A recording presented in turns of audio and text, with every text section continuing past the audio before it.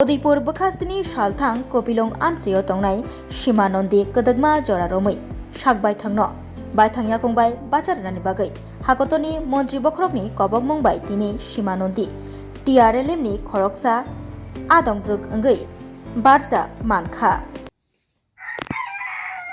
नमस्कार, আমার নাম সীমানন্দী। আমার গ্রামের নাম পশ্চিম কুফিলং পঞ্চায়েতে।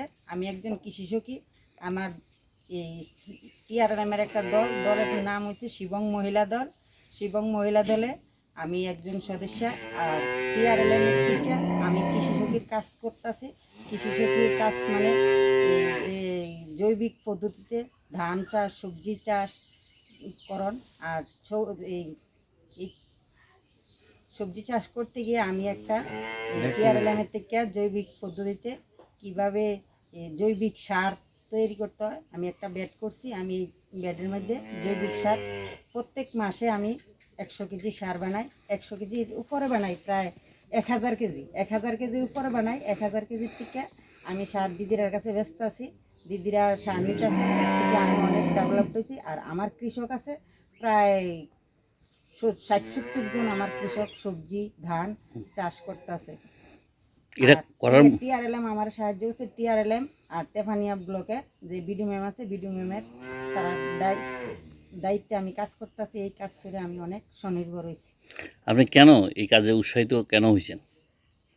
কাজে উৎসাহিত হয়েছি যেহেতু এখন যে রাসায়নিক সার পদ্ধতিতে এই সবজি চাষ ধান চাষ করে আমরা যে কৃষকরা মাটি অনেক নষ্ট হয়ে গেছে। এর থেকে আমরা যাতে জৈবিক পদ্ধতিতে ধান চাষ বা সবজি চাষ করে যাতে দিদিরা অনেক স্বাবলম্বন হইতে পারে বা অনেক রোগের থেকে বাঁচতে পারে। আমরা পরবর্তীকালে যেই বাচ্চারা যে সপুষ্টিকর অনেক লেগে আমরা এই জৈবিক পদ্ধতিতে কৃষিকাজ করতেছি। এটা ছাড়াও তো আমি দেখলাম আমরা অনেক সবজি চাষও করেন। হ্যাঁ, আমি সবজি চাষ করি। আমার গরু আছে, আমি গরুও পালন করি। আবার আমার পুকুরও আছে, কিছু রাবারও আছে। সব মিলে অর্থনৈতিকভাবে ভালোই আছেন। হ্যাঁ, আমি খুব ভালোই আছি এখন।